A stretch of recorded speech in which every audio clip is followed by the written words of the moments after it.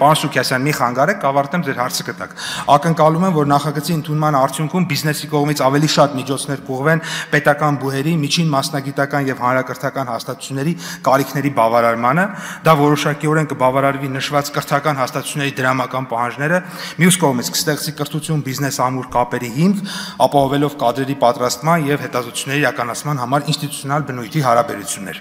Նախագծի ընդունմամբ լրացուցիչ ֆինանսական միջոցների անհրաժեշտություն եւ պետական բյուջեի եկամուտներում եւ ծախսերում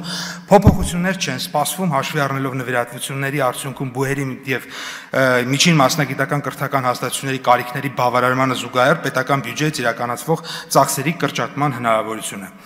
Բուհերի եւ խոշոր ու միջին բիզնեսի շրջանակում իրականացված հարցման հիման վրա կանխատեսվել է, որ նախագծի ընդունման արդյունքում կրթական հաստատություններին ուղղող նվիրատվությունների կավելանա միջինում 25%, այս հարցումն իրականացվել է ՎԶԲ-ի, ուրեմն Հայաստանի ներդրումային խորհրդի կողմից, եւ այս հարցը ըստ էության քննարկվել է նաեւ փոխվարչապետի գլխավորությամբ գործող ուրեմն ներդրումային խորհրդում, որ եւ ստացել է դրական եզրակացություն։ Սա դրական փոփոխություն է մեր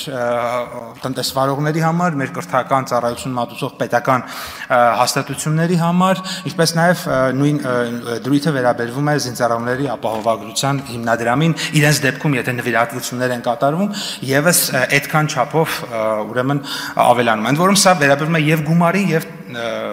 միջոցներին, որոնք ունեն արժեք։